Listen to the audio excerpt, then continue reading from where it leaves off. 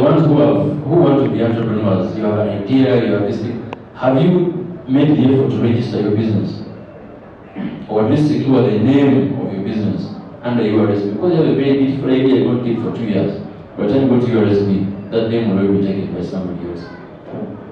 Register your businesses early. When you go to them to ask for money, there are some questions about how you're in a position of leadership or influence. That you can do for these people is to educate them.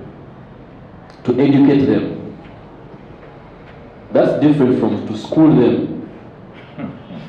Because not every schooled person is educated. We need to educate our young people. Now, since you're here, I will tell you, you need to educate yourself. Because these things are not in any curriculum today. They're not being taught in secondary schools. You never won't set them.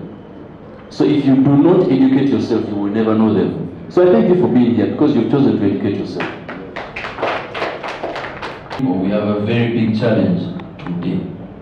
And I think I want to just simply repeat what I had almost said before about how informed we are. But they will probably know a friend who has done the application.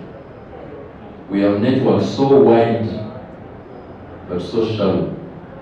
How deep are the networks that we have? If you know her as the founder of Kazipreneur, you need to know her better. Because then you think that she can have as an opportunity or something, she won't stay here. She won't say it all here. Try to know her so much in depth that she can be of value. And lastly, the question that was asked about the challenges. Surely, to be honest, we must envision so many challenges in having this thing come to life. Different countries have different bits to do with pricing, to do with infrastructure, policy. It's a long distance to go, but it's a distance once starting to move. So for me, those